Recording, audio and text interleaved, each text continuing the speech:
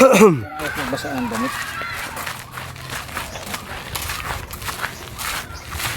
Awa.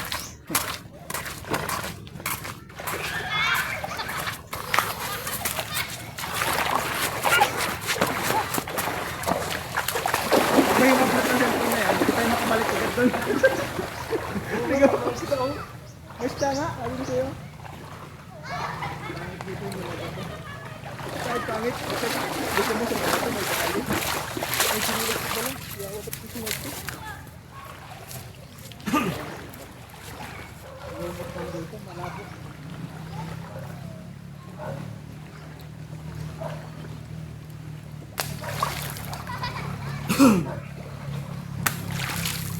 Meng, paano nga?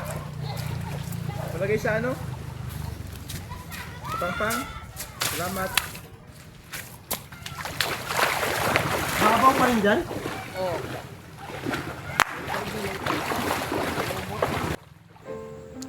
Kahit sinong tao, matapang, mayabang, matigas ang ulo, matigas ang loob, masungit. Sa tingin ko, babait pag makita ang lugar ng ganito. Sino ba naman ang taong ayaw ng kalmadong karagatan? Sino ba naman ang taong ayaw ng kalmadong kaisipan? Yan ang makukuha mo sa senaryong ito. Kalmadong karagatan, kalmadong kapaligiran. Napakasarap isipin at napakasarap damhin ang kagandahan ng kapaligiran ito.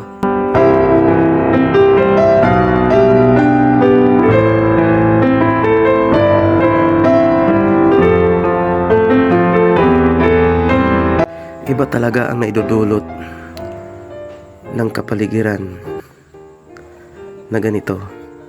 Lumaki ako sa tabing dagat. Kasi ang bahay namin noon ay tabing dagat. Kapag ako ay nalulungkot, kapag ako ay nabigo, kapag ako ay masaya, muupo lang ako doon sa ilalim ng talisay at nakatingin sa karagatan. Tinitingnan ko ang pinakadulo nito, pinakadulo ng nakikita ko. Napakasarap pagmasdan. Nababago nito ang emosyon. Pinapasaya nito ang buong pagkatao ko. Kapag ako'y lumulusong sa karagatan, iba ang kasiyahang dulot nito sa akin. Maraming salamat at na-experience ko ito muli.